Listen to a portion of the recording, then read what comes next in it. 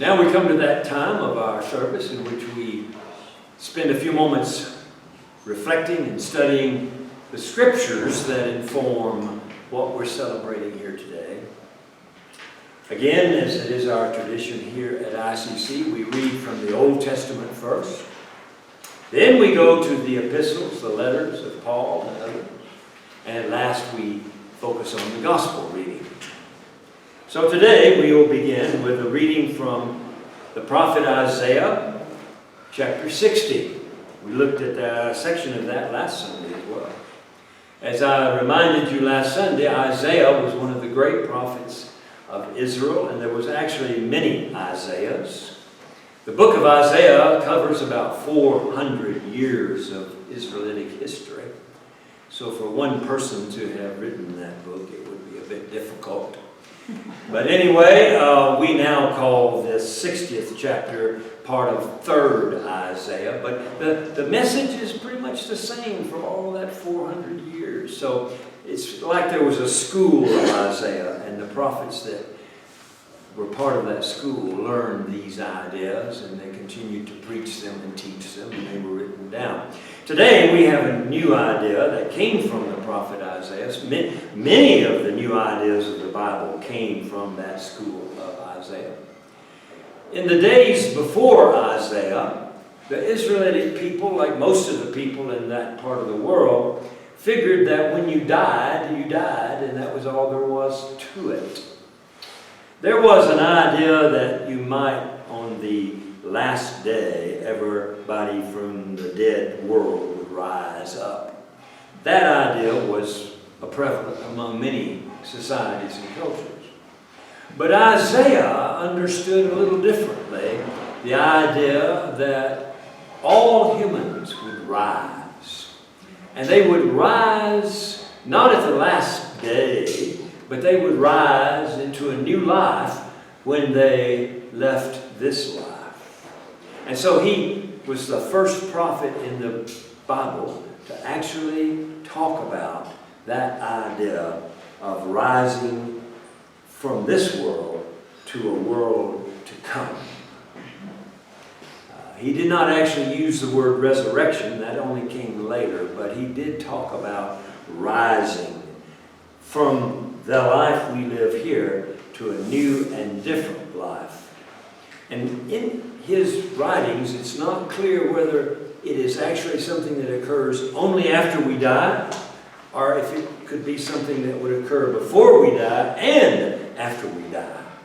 But nonetheless, it was Isaiah who introduced this idea that we shall rise up and that we will no longer be a being that just lives today and dies tomorrow. And so he introduces that. And in this 60th chapter, he makes this very famous statement, which has become used throughout Christianity. And it's the first verse of the 60th chapter. And it says, "Arise and shine, for your light has come, and the glory of the Lord shall rise upon you." Now, that's an important thought. Not only is Isaiah saying that it is time for us to rise up and to rise above this world, not only is he saying that, but he proclaims why we would be able to do that. He says, because your light has come. Even in those ancient days, and this goes back to about 700 years before Christ, even in those ancient times, the people of that time understood that hot air rises. They set around enough campfires to see that the ashes would rise up to the sky. And so they understood that light, heat, creates something that causes things to rise up. Later, of course, the ancients began to experiment with hot air balloons and how that would help people rise up. And so Isaiah is basically saying we are destined to rise because of this warmth that comes into our life from this light. So the light, of course, is the light of God, and it's the light of God's love. And it is a warm light.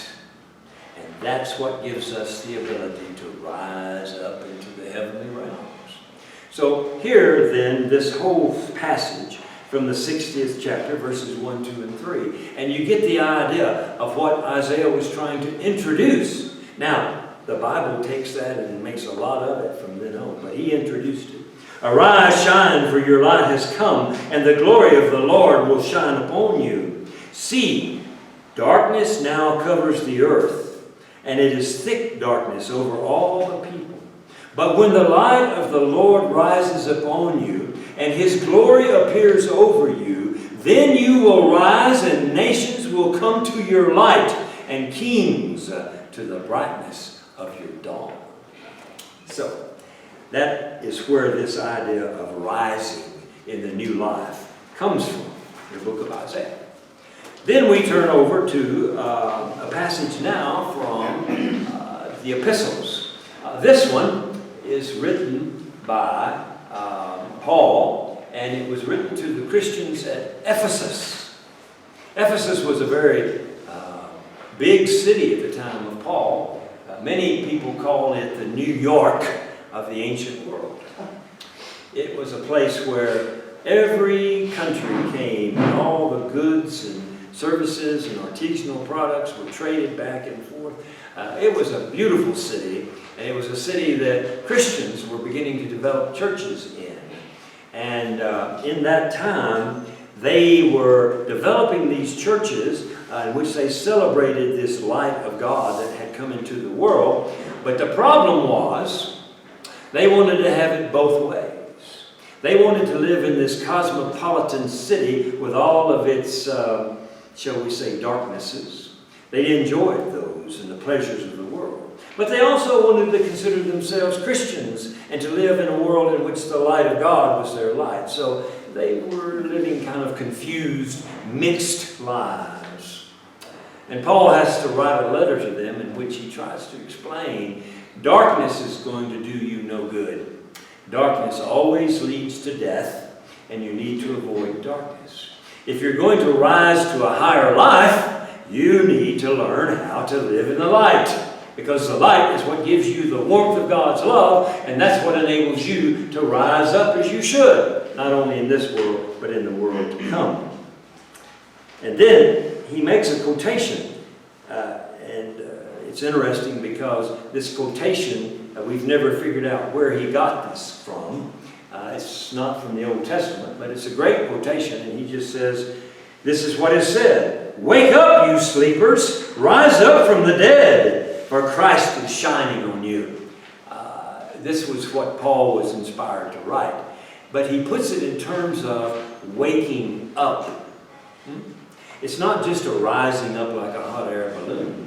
It's like when you get out of bed, you wake up and you rise up out of bed because you've been sleeping in the bed and you're sleepy and your mind is full of cobwebs and you need to wake up and stand up and seize the day, you say. And so he was saying to the Christians, you know, you're sleeping because you think it's dark, but it's not dark. The light of God is shining. And you need to wake up. You need to wake up and see that light and live by that light.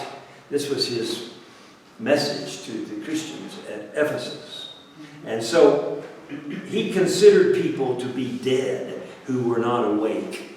In other words, he used it allegorically, metaphorically. He didn't mean that they were actually dead people, but they were living like dead people. They were numb to the world. They didn't really see what was going on. They didn't really know what was the purpose of their life. They were just like zombies. He didn't know what a zombie was back then, but that's what they were like. The walking dead, he said. And so he says to them, it's time to wake up. You are nothing more than the walking dead. And you think you're living, but you're really not living. You need to wake up, rise up to a life that actually is aware of what God is doing in your life and in the world. So now, that being what he was saying and indicating to the Ephesians that they needed to get over this darkness and enjoying the dark, forget about that and start living in the light. He writes these words, "For you once lived in total darkness, But now you have a chance to live in the Lord and His light. So live as children of the light. For the fruit of the light consists of all goodness and all rightness and all truth. And it helps you to find out what pleases God. So, please have nothing to do with the fruitless, waste of time deeds of darkness, but rather expose them for what they are. Actually, it's even shameful to mention what the disobedience do in the dark. But everything exposed by the light becomes visible, and everything that is illuminated becomes the light. So I say to you, wake up, you sleepers, rise from the dead, for Christ is shining on you. Be very careful then how you live, not as unwise people, but as wise people, making the most of every opportunity to serve the light, because the days in which you live are evil. Therefore do not be foolish, but understand what the will of God is. So that's how Paul put it. So then we have these two passages, one from the Old Testament that introduces us to the idea that we are destined to rise above this world, and that we can rise above it because of the warmth of God's love in our lives. And then we have this next passage that reminds us that this world is filled with darkness, and that darkness never leads to anything but death. And so therefore we need to actually really wake up and rise up to a consciousness of what is in fact going on, that this is God's world, and that we are destined to be the children of God and to serve God. So we have those two great ideas. Then comes the gospel idea. And before we read the gospel, I wanted to share some thoughts with you. We're going to be looking at the gospel reading from Luke today, chapter 24. But in this is the resurrection story. There is one verse that's extremely important, and that's verse 6, and you've heard it all your Christian lives. When these women go to take care of the dead body of Jesus, and they see the tomb door has been rolled away, they all of a sudden have a vision of two angels standing there. And these angels ask them a question: why are you seeking the living among the dead? And then they say these words, which I think actually sum up all of Christianity. They say to those women, He is not here. He is risen. He's risen, you see. So this is where the gospel then introduces to us the ultimate meaning of Christianity, is to be one of the risen. Not to be someone who is still here, but to be someone who is risen.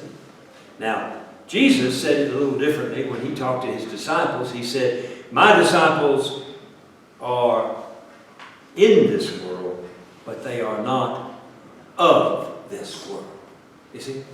So you can be a risen person, even though your body is still walking around and you're still breathing and still going to breakfast every day or whatever, and still be a risen person as well, you see.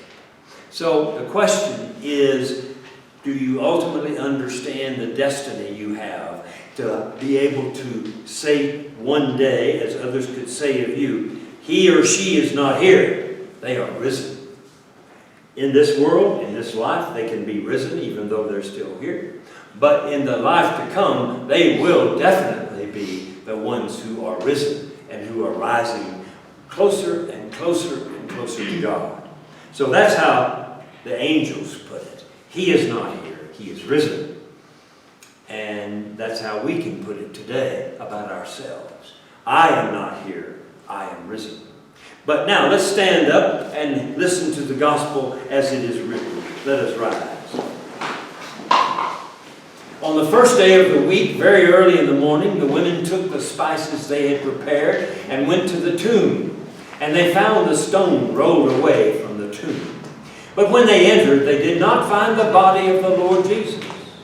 While they were wondering about this, suddenly two angels in clothes that gleamed like lightning stood beside them. And in their fright, the women bowed down, and their faces touched the ground, but the men said to them, "Why do you look for the living among the dead? He is not here. He is risen. Remember how he told you while he was still with you in Galilee.